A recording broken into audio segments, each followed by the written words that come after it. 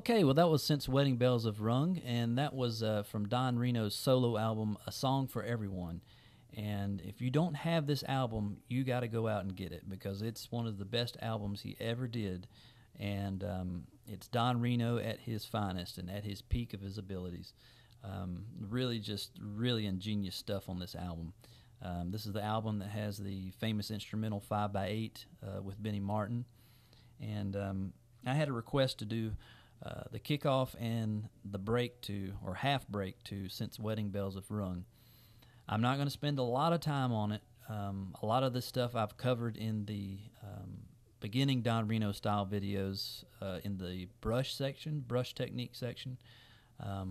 So if you're not familiar with the brush technique or some of these patterns, I highly recommend going back and watching some of my brush technique videos, the beginning Reno style videos, especially the Reno roadmap videos. It'll give you a better understanding of what I'm doing here, from walking one chord to the other. But anyway, we're going to start up here by brushing the F shape up here at your 15th fret. All right, and then we're going to start out on the first and second strings, brushing that, and then we're going to go to a B flat up and walk it up to the C chord, your bar C. All right, so it sounds like this. Okay, and that's how it kicks off. We're coming right out of an F to a C, and then we're going to walk to a C7th, and then another C7th, and then back to the F, and then into the B flat. That's the chord progression.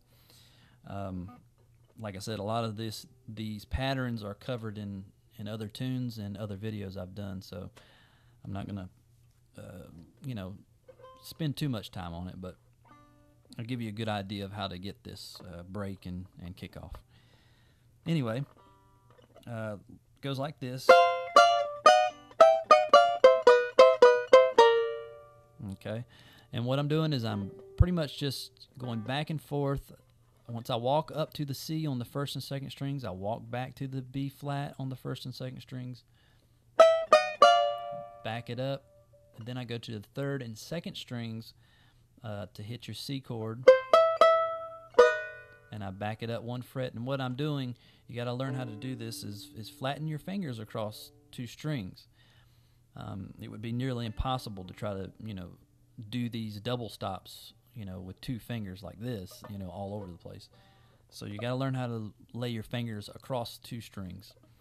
So anyway, you're going to go back and forth until you hit this C7th note, but you're just going to play a straight B flat on the first or the third and second strings. So,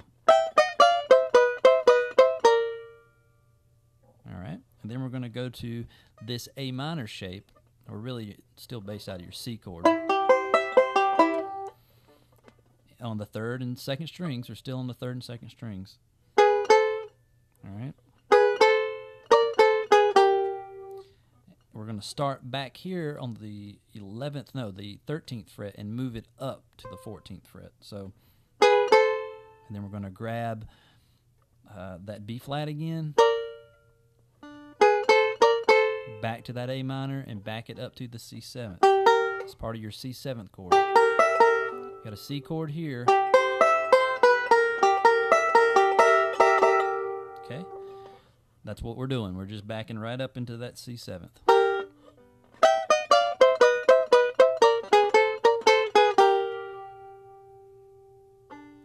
All right, and at this point we're going to go back to an F, and before we hit the F, we're going to come back here on the 9th fret and then to the F on your third and second strings on the 10th fret.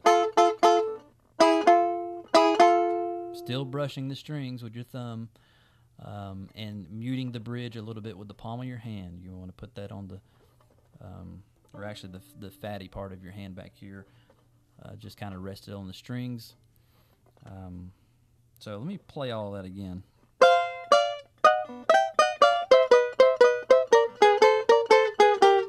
Then we're back to the F.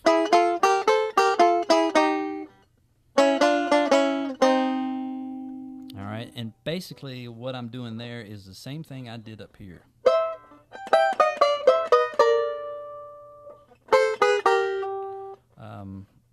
except up here I'm not walking 1, 2, 3 up to the 10th fret. I'm not doing that.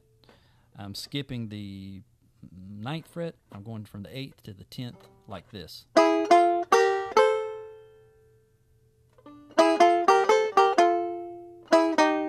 But I am walking that back on the 3rd and 2nd strings like I did up here on the C chord. All right. All right. And then I'm coming back up here to that same A minor type shape, and I'm going to back that up to your F7th. Like I said, I'm really just mimicking what I did down here in the C chord. There's that C7th shape. Same shape. You're going to, it's based out of a D shape position, but it's a F7. But we're just doing the 3rd and 2nd strings. So back up 1 and then to the minor shape. Same position, 3rd and 2nd string. It's a D minor chord. Okay. All right. I know I did a lot of rambling on there, but I think you can follow it. Let me play all of that one more time.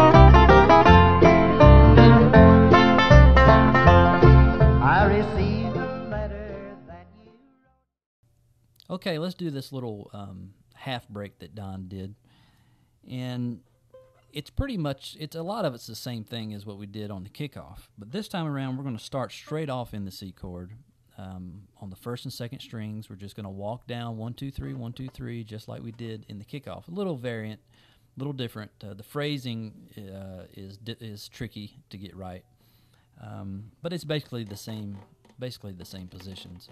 Nothing much different. All right.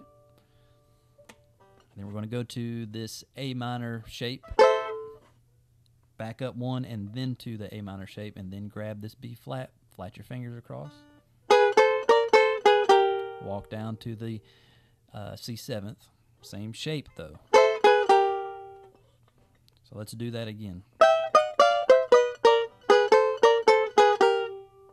Okay. Pretty much the same as the kickoff, just a little different, but the phrasing is key in it. That's what makes it sound good, is how he's phrasing it. And so we're walking down to that C7th. Then we're going to get to the F-shaped C chord, and we're going to brush the 3rd and 2nd strings straight out of your chord shape. And then your 4th and 3rd strings of the chord shape. And then back to the 3rd and 2nd strings, right out of your chord shape. So, okay. So it sounds like this. All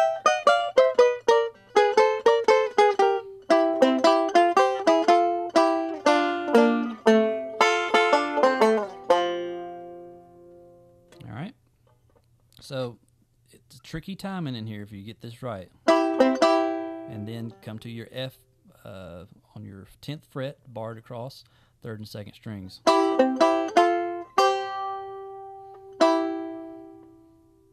right, I'm brushing the 1st or 2nd and 2nd and 1st strings of your C chord.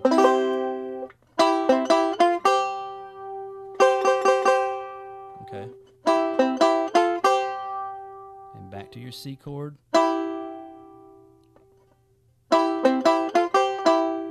Back to your F on your 10th fret, and then we're going to walk this down. It's the same double stops that we've been using. It's right out of your C chord in your middle strings, your 3rd and 2nd strings. We're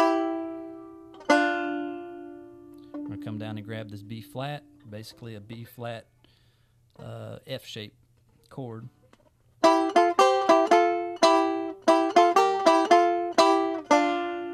your 4th and 3rd strings of that B flat, then back to your F chord, D-shaped F chord, brushing your 4th and 3rd strings.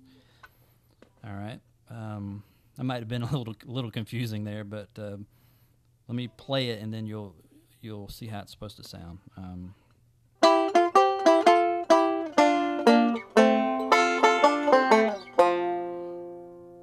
Okay. Let me play that whole half break, and so you'll know what it's supposed to sound like.